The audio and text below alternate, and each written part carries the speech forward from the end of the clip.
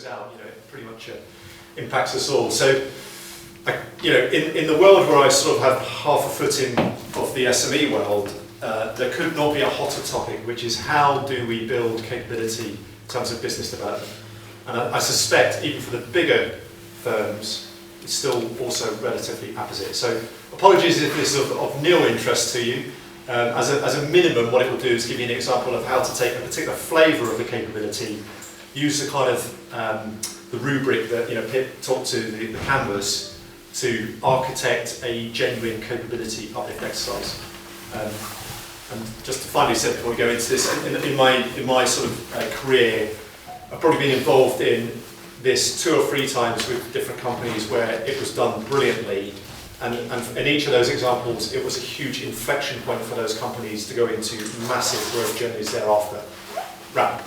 Are you going to make all these slides available afterwards? Yes, I think we are actually. That's my question. See me scribbling, not lazy. Okay, so that's a bit of a preamble. Before we get into it, here's a question. Every team member in a professional services firm, regardless of grade, should be spending some time in sales contributing activity. Do you strongly agree, disagree, strongly disagree? So let's work bottom up, I guess. Strongly disagree. Disagree? Disagree, well, agree? Strongly agree. Okay, fantastic. Well, this is a very unique audience. That said, no. So this question actually via the Consultancy Growth Network we asked some time back on LinkedIn, and that's how it fell across 60 odd votes. So yes, most people do agree with that statement.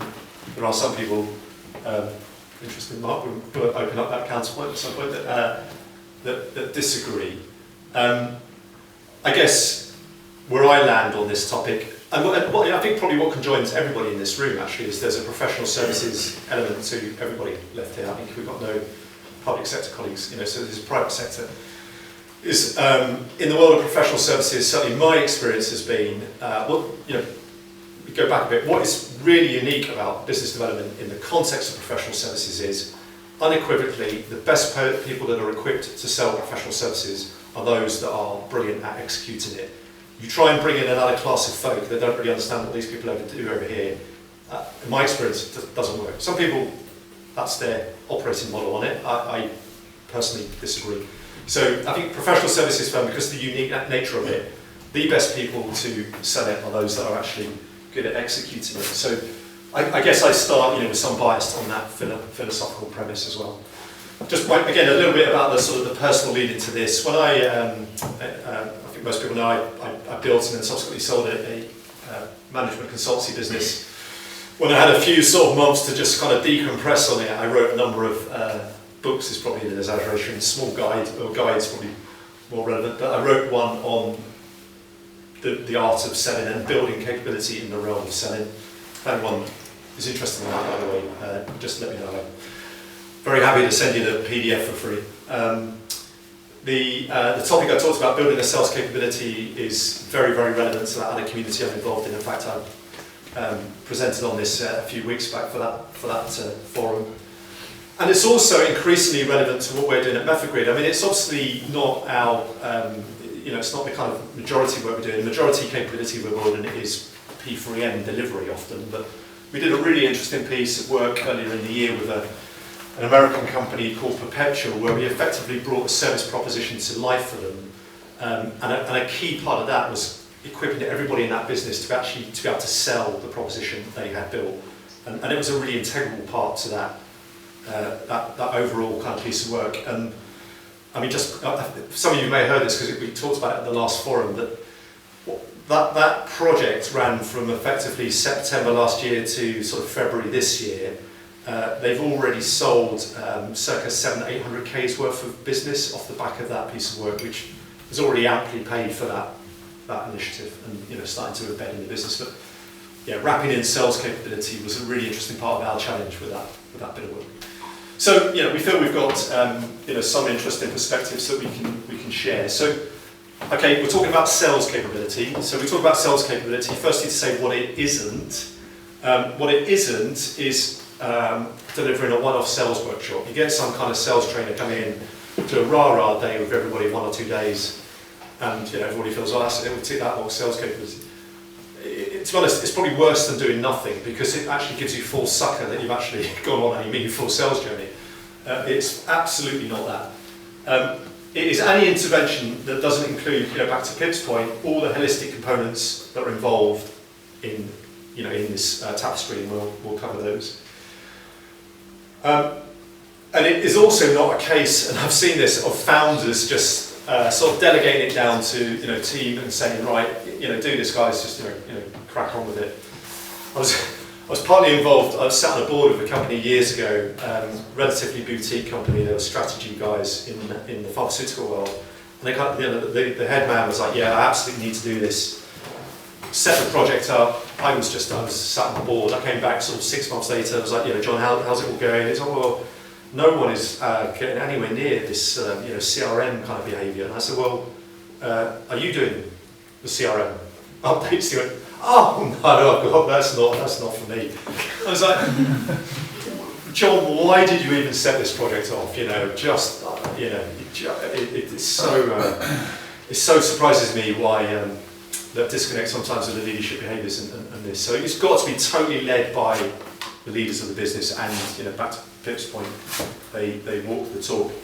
It's also not marketing, and fundamentally, clearly, marketing and sales are totally integral capabilities. They are hand in glove, but I've often found over the years that the more people that conflate marketing and selling as the same thing, both are done badly. If you recognise that marketing is a very, very distinct thing from selling with an interface, then you genuinely get in somewhere. So, marketing, we have a really simple kind of view on it here, just as an illustration is, Tom drives our marketing piece. It's about building leads, finding leads that come in. It's about building the brand, the awareness of it, the sort of the emotional premium that goes with it. And it's building a kind of a collateral library bank of sales assets, assets that can essentially lubricate and oil the sales process. But it's very, very different from selling. So what Pip and I are going to talk about now is the sales component. Why it's so important, and why now? Why have we got a picture of Elton John over in the corner? I think why important now, back to that economic point, you cannot rely in economic times like this on, the market finding you, even if you've got a big, big brand. At the smaller end of the spectrum, what you see all the time, often, is some idiosyncratically gifted founder, leader, set the business up.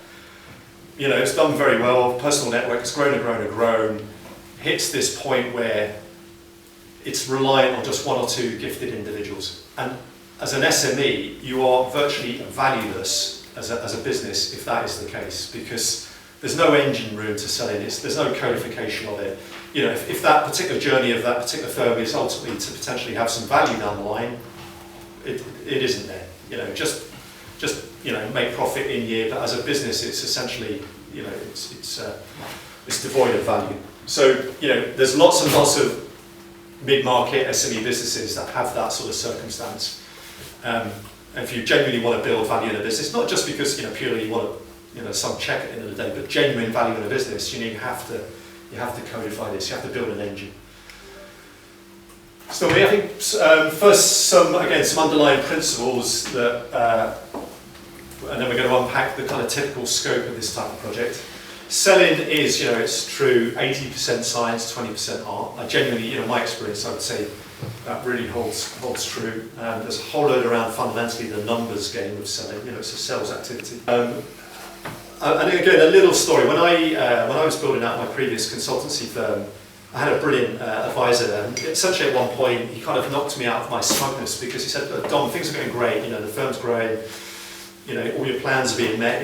But he made that point, but you're fundamentally valueless. And he said, the reason why you're valueless is, 90% of the selling is you, maybe 10% another colleague, but essentially he said, look, you probably don't even know how you're doing it, and you don't have any kind of engine to this. And he was totally right. I reflected, I was like, I just enjoy chatting to people, if I'm honest, and these kind of work needs to come in. But and he took me through initial skepticism, but what that led to was we set up a project that we're about to describe to you. This is going back obviously a number of years ago, but it was probably the most important project we ever executed internally, because what it did was it equipped every one of my colleagues, regardless of grade, in the toolbox of selling. And I've got to say, actually, when we came out the other side of that, some of my senior colleagues, frankly, brilliant consultants, couldn't sell themselves out of a paper bag. Some of my junior colleagues were brilliant, and they would make mistakes and they would trip up occasionally, but they had absolutely natural ability, and they absolutely blossomed when we gave everybody the skill set. So, I come from Deloitte, and the big firm kind of view is sacred purview of selling. Only the partners are even remotely allowed to get there. So it was the antithesis of that, which was no, let everybody be involved. You'll make mistakes. People early in their career trip up, but the magnifying force multiplying effect of that was enormous. And when I look back now, it was a key part of my previous firm's kind of growth. Back to the science point. There is a numbers ratios game here. You've totally got to take care of the inputs, and it pans through. Leaders have got to set the example, especially with respect to the kind of attitude to selling and the kind of the emotional connotation that goes around the very act of it. When you build your methodologies and your approach, again, totally your end client has got to be right at the heart of all of those interactions, and that's very much a point around the playbook methodology we'll talk about. But finally, just cannot reinforce enough, if you buy the premise that this is a key capability and you want to improve it, run it with the overhead that we know. Running projects well is difficult because there's a whole load of overhead that goes with it, but the overhead, and particularly to running the benefits management aspect of it, it totally pays back. And when I've seen this done as a very, very well run, tightly organised project, often for those businesses it's been one of the most strategic things they ever did. So fundamental principles. I think we're going to step very quickly, and then we're going to Pip can save you here from me the whole time. So we're going to talk through now the typical scope of a sales capability uplift type project. But I'm going to show you where they live in the canvas. And the beauty of the canvas is essentially it makes sure that you've got that holistic approach. So you can see how this connects. So firstly, and I'm going to put forward about 7 here, and we're going to say that you need to do all of these holistically to ever kind of meaningfully change sales capability. Again, you just choose 1 or 2, don't bother. You've got to build it so that all of these parts integrate together. So 1 is sales strategy, how you go to market, all things organisation. We'll unpack all of these in turn. 2 is you've got to have a methodology and a toolbox. You've got to arm your team with the sort of what the path that goes through this. You've got to, from a management system perspective, you set targets, so you've got to be able to have the management information reporting that keeps track of those. Back in the playbook bit, you've got to have all the sales collateral, the assets that arms the process. I mean, it evolves, but you've got to have the sort of good version 1 set. You've got to train people, and the most fundamental part of that is not the methodology per se, but it's the attitude and the self-talk that wraps around the business of selling. Massively important part. And also with relation to people, you've got to kind of weave it into the performance and the reward regime. And if I'm honest, particularly when I advise small businesses, I don't go anywhere near sales bonusing. I don't think sales bonusing is the answer with this. The biggest kind of messaging that you're having to your team is, if you learn how to sell and you business develop, you hugely enrich your own career human capital. And the message I used to say to my old firm is, look, it's not for everybody. There are some people who will still put their hands up and say, look, I'm a technical consultant, I have got absolutely no interest in business development. And you have a rich firm, fine, that's cool. There's a place for everybody in a growing professional service firm. But you absolutely have to recognise you have stymied your career development opportunities massively. You will get nowhere near leadership teams, board teams of big professional service firms, even medium-sized professional service firms, if you cannot business develop. So as long as you accept that, and it's essentially a ceiling on my potential, great, just go off and be delivery. But I almost found it almost an ethical responsibility of the leader to say to their junior colleagues, recognise that point early in your career. And if you therefore want to get good at selling, I almost have an ethical responsibility as a leader to kind of equip you, arm you from the earliest stage in your career to be, brilliant as you get more experience. So that's all about competency frameworks, how you weave this into promotion structures, how you reward people through the sort of, recognition, but largely moving up through the grades. It's not jumping straight to salesperson. And then finally, technology has an absolute part to play, around the systems and the tools that enable it. Capability assessment, clearly, there's always a kind of assessment of where you are now, coming in and coming out, and there's some fantastic tools out there we can steer you towards. And partners, you will need to think about partners involved in this. We're going to talk a little bit about how that often plays out. So what we're going to do now, very quickly, if that sets the scene, is in the context of a typical scope of a sales capability uplift project, take each of those 7, tell you why it's important, key principles to think about, and really importantly, what it looks like when the rubber hits the road. What would typically be products that the project is leading to, the outcomes it's leading to, that in aggregation bring it all together. Make sense? Structure? Yeah. Okay, so the first one is sales strategy. All things go to market, how you organise yourself, accountability, and why important. Well, fundamentally it all starts there. You've got to have a kind of a cogent view about how you're taking your services to market. What's the sort of the channels for that? For a lot of firms, for example, it might be by sector. So I know it's not as straightforward at Arup, for example, but tends to be when you get to a certain size, you'll have sort of the rail sector, the energy sector, and you go to market by a sector. So that's a kind of an example of your go-to-market strategy. So that thinking is important up front.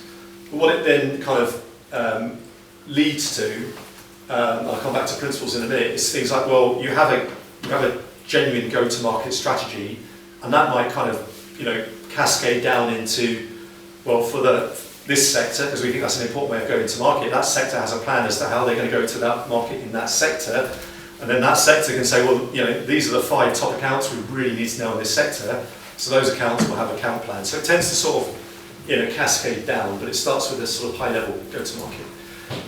And one of the simplest things I've seen that works really well here as an outcome, as a product that can be helpful, particularly for the sort of smaller businesses, just on one page, just capture key accountabilities for that strategy. Just one piece of paper so everybody knows who's doing what. And importantly, when you do that, recognise, particularly with professional service firms, it's almost invariably a matrix. There's almost invariably a kind of go-to-market, say by industries, but you've got, crossing it, here's a whole load of service proposition teams. It's an unusual professional service firm that doesn't have a matrix on it. When you have a matrix, what you've got to be super clear about is who has the primary access for the business development responsibility. And you try and kind of fudge it and obfuscate it and say, well, it's a bit of everybody. Guarantee it falls between the stools, it doesn't happen. So you've got to choose your primary access when you have that matrix. Another key kind of outcome product that this kind of stream can do is that sort of sales conversion piece, is to say, actually, okay, our target for next year is X. We think it's probably going to break down into units of Y. If it breaks down in units of Y, okay, to sell a unit of Y, I think we're going to have to set up X number of proposals. Our win ratio is, Z. Well, actually, to get that amount of proposals, we're going to need that number of meetings. Okay, so your conversion back to that is, And to get that number of meetings, we're going to need to have this number of sort of first contacts, just to even kind of inculcate a meeting. So, we can share simple tools if you're interested, but you're building a kind of sales conversion hypothesis that is ultimately getting you anywhere near your business plan. And when you do that, if somebody does that for the first time, 9 times out of 10, they're horrified by the reality of the input that needs to come in to get anywhere near it. But build that conversion point and horrify yourself as to what you need to put in at the end, at the start. But also, you learn from that. You learn from, is that conversion hypothesis the actuality? Are we better or worse than what we configure? It's a super important starting point. So, there are examples of some key outputs. Key principles, though, is that single point of accountability bit. And it's interesting. Some people feel when you introduce that, it's the opposite of a high-performing collaborative team. Completely not. You know, Ram and I come from a military background. We know this well, but you know, the most high-performing collaborative organisations I've seen are ones where single point of accountability is an absolutely fundamental principle. It doesn't negate collaboration, actually it's like the spine of it. So don't go into the sort of fuzzy thinking of we don't want single point of accountability because you know, it's not very teamy, is it? It goes into mush when you take that principle away. So the two things are not in any way logically incongruent. The challenge and support ethic is quite key. We sort of talk about it here, which is, you know, fundamentally when you bring together sales forums, you need that. You need both. You need colleagues that say, "Oh, come on, look, you know, you talk about we're going to win this piece of work. You can dream that, aren't you? You've been chatting to these guys for like 2 years. Let's be honest, it's going nowhere."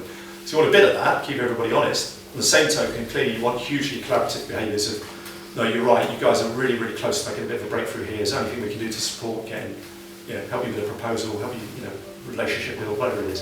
So that's the kind of ethos you're trying to build into all the management. But fundamentally, it has to manifest in clear accountability, clear revenue targets, wherever you decide to go to market, with the input activity up front that helps you, you know, supervise towards it. Get the rest now. Go on. Sales methodology toolbox. This has come up in a few conversations with clients, and we kind of separate the two. Clients will ask us to build like a bid playbook, the kind of how we respond to a proposal. That is, to be honest, that's the easiest playbook to build in the world. And making that playbook easy and understand, look at the case studies to make bid responses nice and easy. That is a nice playbook to have. But the real playbook that we're building for sales capability is what we call a sales playbook, which is the kind of structured process about how you prospect, how you make the initial discovery, how you do the solution, does build that solution with a client, how you develop, you know, how you get a discussion on the implementation, right through to proposal, right through to closing.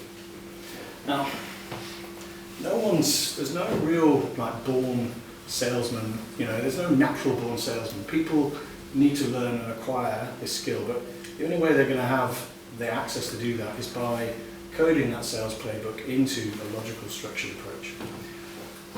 What I would say is, and kind of key principles here, is keep it really simple. You know, it's really structured logic really about how you prospect, how you do discovery, how you listen to the client, how you really listen, and it's just ensuring that you've got all the knowledge, assets you need to help people execute that way of working. I'd say what we find is where the playbook gets a bit more detailed is the nurturing approach. A lot of it is reaching out to leads, but how do you actually nurture leads? And it's the principle, you know, there are a few key principles you have to understand, like I'm not just going to ask you for 30 minutes. The worst, and if you see LinkedIn, you'll see the kind of worst responses you get. It's going to kind of have 30 minutes. Actually, it's much more about, this is us, introduction, by the way, this might be helpful for you, here's a resource for this, here's a resource for that. And over time, I've developed and warmed that prospect to an open conversation about actually, is it a nice time to have a conversation about how we can talk? And that's the bit where, you know, if you don't kind of codify that process, especially for the younger grades or the other people, they're not going to know what to do. They haven't got the assets, haven't got the resources really to execute them. We'll come a bit more about the sales psychology aspects of the piece, but yeah, you're not really going to be successful at sales unless you actually codify and give the playbook.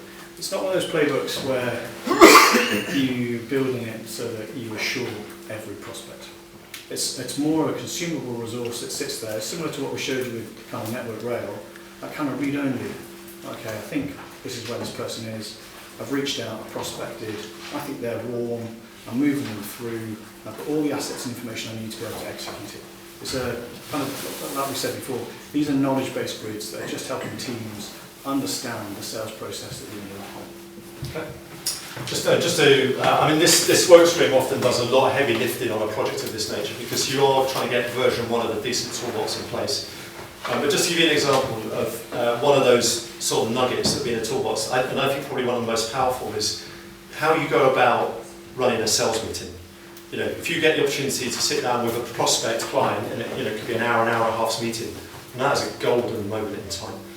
So, when I went through this exercise with my old firm, that one unit alone, we devised a process we called the Stones approach. Fundamentally made sure we just shut up and listened for 90% of the meeting, as opposed to doing the classic professional service bit of can't wait to get in the door and let me get my PowerPoint deck out and show you how amazing we are and all the case studies we've got. Completely inverted that to just shut up and listen, and then genuinely get into co-solution development with a client. So we came up with a process, we called it Stones. We owned it, we sort of configured it, and it's important as well. You want to shape it to your own business. It took about a day to train just how that Stones process works, and the sort of the methodology of it, and the sort of psychology involved in it as well. But we then trained all of my business in it, and whenever we went to a meeting, we'd always go as a pair, and we would always know exactly where in the Stones kind of play we were. And it wasn't in any way contrived. It wasn't like the person on the other side was like, I'm on the other side of the Stones kind of talk. If anything, it was the opposite. It made the conversations really, really natural. That one bit alone, that one bit of method in our toolbox, and it was just one nugget, with everybody armed in it, was an absolute kind of game changer in terms of the success rate we had of those meetings turning into proposal invites. Sales management, so this bit here is all about, you've done your strategy bit, ultimately this has got to embed into sort of business as usual operations. So this is key in so much as if you don't do this embedment, the project closes down and you just drift back to where you were in the first place. So this is about wiring all of the stuff that's been developed into the operational heartbeat. Key principles, what gets measured and gets managed and done. Fundamentally, sales, you've got to hold your nerve on the sales lag. So, you've really got to concentrate on lead indicator and activity level indicator. But fundamentally, it's about executing the strategy. So, key products you might have in this part of your project would be, well, what is the management information that best keeps us honest to that? What are the key KPIs in terms of key numbers of meetings or calls? What's the right thing to track? Have meetings that are there for regularly reviewing it. I mean, even if it's just one company meeting a month, brings in that management information. You actually work out what's the term of reference for that forum. Who should be in the room, what kind of MI comes in, what's the purpose of that meeting, and embed that one meeting alone. At least means that you've put it into the heartbeat of the firm. And fundamentally, you're tracking the sort of the sales conversion journey through its key staging. Me again. How do we do this? Sales collateral kind of sits with the toolbox piece really, and the why of this is, well, it's the asset that is needed to facilitate the sales conversation. It's difficult to go into sales conversations. Every prospect client is contingently unique, and you don't just want to have the same thing. You should be shaping what's the case study that's most helpful and relevant for that client? What's the thought leadership piece that's most helpful for this particular circumstance? It's about kind of improving the conversion ratios fundamentally. Principles are fundamentally here that every sales journey you should be tailoring it specifically to that to that prospect client. Key products here might be, you've got a value proposition pack. I mean, I know kind of bigger guys, firms in a room, obviously you've got reams of this, but early stage businesses that you do have some differentiating messaging. Your value proposition is articulated. Clearly, everyone's got a website. Quite often, this initiative will lead to we've got to refresh it. Piece. There's definitely an upgrade needed here. Sort of video, PDF assets. If you've got a service proposition library of half a dozen key service propositions that you can back them up with PDF, hopefully a case study. Case studies are absolutely golden. Third-party referencing is the most powerful way of business development with professional services. Clearly, very, very powerful, and building up your white paper library. So this is a never-ending business, but a capability uplift initiative will often say that we've got to refresh the website. We need 4 extra case studies. We've got to get our proposition deck sorted out. Let's get another set of case studies. The other one, which is probably who we are, which we built, I think, for us as well, is how you introduce yourself. You know, if you met a stranger, you met someone, you know, chance meeting, and you introduced yourself and you explained who your company are. If I asked, you know, if you ask 3 people in the firm, they'll give like a good message, good story, that's what we are, versus a kind of, you know, we can't do that. It's kind of, it's mumbling kind of, doesn't lead to anything. So some of the kind of collateral you kind of have to build here is what you have to equip people with, in terms of to give them the assets they need to help them execute and build their confidence in sales. People, yeah, so obviously it's key in terms of essentially sales as a people game. And I think the key points we make with this is I can train them in the process. That's easy. Here's the playbook. These are the steps that we want you to follow. I'd say most sales is more about confidence, self-esteem, and equipping them with the psychology that they need to effectively execute the kind of sales process. It's much more that, you know, first point is that individual's bound to the proposition. They believe in it. You know, so when you're writing previous one, sales collateral, about your proposition, you're writing it just for the client, you're writing it for the individual that wants to sell it. They have to be bound to it, they have to feel confident that what I'm going to sell is going to actually add value to the client and believe it. Building that inner confidence that they can sell it is one of the first key points you look for. There's other kind of real simple things, you know, if you've never done outbound prospecting, you're always going to worry. The key blocker is the interruption. I feel I don't want to do it because I think I'm interrupting people. You know, I'll write a message and I'll say, look, sorry to interrupt you. Please can I have 30 minutes? You know, polite message, because you know, I don't want to be seen like that salesman. And that's one of the key beliefs that you just kind of have to help people build their confidence. No, you want something to sell. You've got something to sell, and it's interesting to them. They have a problem, and you can solve it. So therefore, be more direct, be more positive about that message. And a lot of times, you know, it's the quibbling or grovelling. Actually, go after it. You know, be confident about what you've got, because you know we at Method Grid, we're delighted to go and reach out because we really believe that we solve that problem, and everyone in the team believes that. So it's not about kind of apologies. It's like, look, we've got something really interesting for you that we think can solve that problem. Completely different message. So I'd say yes. The people mindset piece is yes, equipping them and understanding the process. It's really equipping them with the kind of behaviours that you need to demonstrate and some of the kind of key lessons that you need to do. Don't try and rush people, give them time to develop the solution, do it in partnership with a client. But, you know, and how you nurture leads is also, you know, that process. Give them the guidance, the steps, help them work out where that prospect is, you know, and it's back to the kind of management system that Don made. It's not just about the governance activities, it's also about the coaching.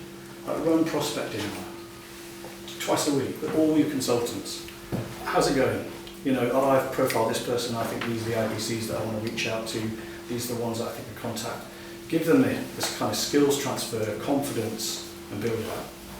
And help them learn and acquire that skill. That's not just a training session, it's ongoing kind of BAU nurturing. They'll get there, but they're getting there with support. Yeah, so I think obviously the mindset is key. What I would also say is sales is a confidence game. You've got to be confident, and if you're not confident in the process, you're not confident in skills, it's going to come across to the prospect. And as you know, sales is also a bit of a game. You get, you know, I've sent out loads of leads, haven't had one response, and your kind of confidence is going down that, and then all of a sudden you get a massive boost. You know, it's like someone's responded, great, I'm after it. But it's, as you're kind of managing people, you've got to really build their self-esteem. It's look, you know, focus, press next. If you're not listening, they're not coming back to you, press next, get on to the next one, get on to the next one. Don't stop, because really the only really way you fail sales is by stopping the activity. You know, and if you mid defeat, then yeah, if you stop prospecting, good luck. You're not going to get any response. And that's the kind of mindset you could be like, press the button next, keep going, keep going. It's that kind of mindset determination that you have to instill with people. Just to sort of really bring it to like specific things that this project would end up doing on this stream as well is, you know, invariably there will be like a, you know, often multi-day training session for everybody in the firm to be upskilled in all the methodology that you've built in the methodology work stream, to kind of give them insight into all the tools you've built and the approaches. For example, when I did this in my old firm, it was a 2.5 day training piece, really well facilitated. I mean, this is where you need real experts or training facilitation, because the key part of it is not just how do you use this tool, is that self-talk point about what's your relationship with the word selling, and flipping it often for a lot of people. Particularly I've found in my career, the more sort of technically esoteric the professional services, the more sort of the word selling kind of, puts them out in hives. You have to flip that kind of internal self-talk, and that we'd spent about a day talking about that point. And I would say 90% well instructed make that mental flip. Not everybody, but 90% do. And then also a key part of this type of work stream is that when you're about to close the project, it may have resulted in everybody in the firm being trained in it, and good session on confidence and self-talk, but what's the training strategy going forward beyond the project? So we said, for example, well, obviously we're going to hire new joiners. Every quarter we'll take the collection of new joiners and we'll take them through the same 2.5 day training program. So that strategy point, gets nailed with this part of the project. People forward forward. Yeah, I think Dom has kind of a shared perspective with you. This isn't about kind of sales bonus performance. In anything, the outcome is mainly triggered by activity. It's kind of finding actually what you reward is kind of activity, how many meetings, how many events have you done. But yeah, keep on forward. This is about helping people get up the ladder. So many, if you think about what makes great salespeople, they normally have good IQ, really good emotional intelligence, really good at acquiring new knowledge, and they've got fantastic, they've learned kind of the sales skills they've got. And if you think about that's kind of ingredients for a great salesman, and then you think about someone that works as a consultant in professional services, they're always kind of, say it, most consultants have a high IQ, really good emotional intelligence, not all of us, but then also, they've got the skills, they love acquiring knowledge. This is a bit, they've got the key ingredients, we just haven't really spent the ability to actually equip them with learning the sales process. So it's really, if you look across your firm, you've probably got more talented salespeople, but it's just enabling it.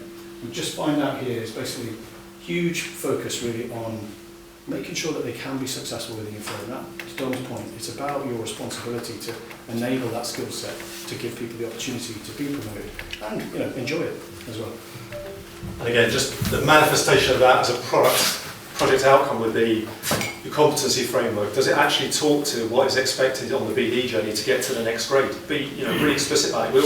We might say, back in the day, it was like, look, to move from senior consultant to manager, you should have probably had at least one kind of prospect client interaction quarter, where you literally just feeling your way into a discovery type chat. Manager to senior manager, you need to be involved in moving that into proposal conversations, involved in bid work, but you're articulating as a function of your competency framework what is the expectation to be moving all the way up to ultimately leadership position, and clearly embedded into the performance appraisal piece as well to back that up. So they're often quite key, tangible products to work on in that area. And finally, I think this is obviously you have to kind of invest in the tools and technology to actually help you do this in a systematic way. So obviously you can have some form of CRM platform, and I can tell you the problems that you don't. I mean, especially when you want to start prospecting as a team, you don't really want to make sure that people are prospecting the same customer, or same prospect reaching out on LinkedIn. That prospects have 3 messages, all from the different consultants, same message, so it feels contrived. So there is about, we're putting systems and tools in here really, so that we've got the MI and reporting, but also we've kind of got control over who's in charge of what and who's got responsibility for what. I mean, the worst one I ever had was at Capita, where we turned up to bid to a client. I'm there for one division. And I was like, we're going in, and then friends from another division turned up and said, how are you doing it? Oh, we're pitching for the same deal. I was like, what? So I mean, at worst, if you don't have visibility, those type of mistakes are going to happen. Yeah, so a lot of the kind of control technology that you're putting in place, you've got to go over the kind of, I want systematic control about what's happening, what's in the pipeline, analysing that data for the kind of conversion rate. It's also just not shooting myself in the foot by the fact of we're really clear on who's doing what and how that's going, and there's no double bid scenario. That's the worst case where it just becomes convoluted. And as a minimum, this work stream would be saying, again, that's obviously contingent on what's the starting point, but smaller businesses, might not have much of a CRM. It might, to be honest, early days, you might just be modifying Outlook, some firms do, but if that's the case, to say, right, your capability jump here, technology probably does have a key role to play, so let's just go out and survey the market. There's a whole load of CRM tools. What's best value for you? Let's choose that vendor, let's bring it in, do the classic sort of configure it, implement and train everybody up. So sometimes it can just be the implementation of a new CRM. If a CRM is in place, it's just, do we need to kind of refresh everybody in its use? And like, AI is everywhere. There's an increasing number of, AI tools. So for example, now there's a number of tools that are, you tap them into your Teams conversation with a prospect, and it'll play back the analysis as to how much you listened as opposed to spoke. If that's kind of connected to sales success, it gives you a whole lot of feedback there. So I think it's still relatively early days for that, but there are some incredibly powerful sort of AI tools as well in this space. So I think that's a whistle-stop tour through, from our experience. If you're doing capability uplift in the realm of sales, business development, those kind of 7 example work streams would be an example of that holistic approach. And genuinely, if you don't do all of them in integration, I would almost say don't bother, because it has to be all of those things working in real harmony to really affect any kind of meaningful, sustainable kind of change in business. And this is, I guess, just reinforcing these points. For a lot of businesses, if they do this well, it will probably be the most important internal project they ever do. But it has to be sort of led again, by the leader from the front.